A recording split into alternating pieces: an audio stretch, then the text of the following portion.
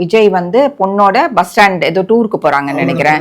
அவரோட பொண்ணோட டூருக்கு போறாங்கன்னு நினைக்கிறேன். ஸோ பஸ் ஸ்டாண்ட்ல நின்றுட்டு இருப்பாங்க. ஸோ பின்னாடி சீன் நடக்கிற இடம் வந்துட்டு கேரளா கதை பிரகாரம். ஸோ கேரளான்னு காட்டும்போது டைரக்டர் வாஸ் வெரி பர்டிகுலர்.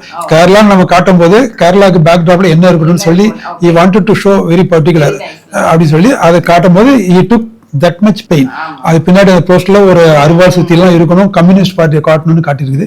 அதுக்காக நான் காட்டினேன். கேரளால மட்டும் இல்ல, கம்யூனிசம் பார்ட்டி வந்து ரொம்ப ஸ்ட்ராங் வந்து வெஸ்ட் பெங்கால்ல கூட இல்ல. ஆமா, இதை சொல்லும் போது இன்னொரு ஞாபகம் வருது. வெஸ்ட் பெங்காலும் கேரளாவும் இந்தியாவில் இருக்கிற ரெண்டு ஸ்டேட் கம்யூனிஸ்ட் பார்ட்டியோட அந்த ரெண்டு போஸ்டர் வச்சிருக்கு. அதனாலதான் 2016 10 years பேக் கம்யூனிஸ்ட் பார்ட்டி நம்மள பேக்கப் பண்ணுவாங்கன்னு நினைச்சு பேக்ரவுண்ட்ல வச்சிருக்காரு.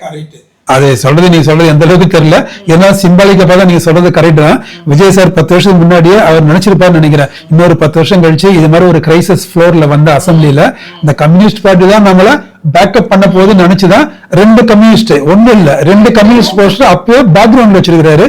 அது அட்லியோட விஷுவலைஸ் பண்ணாரா இல்ல விஜய் சார் விஷுவலைஸ் பண்ணாரா நமக்கு தெரியல. விஜய் சார் சொன்னா நல்லா இருக்கும்.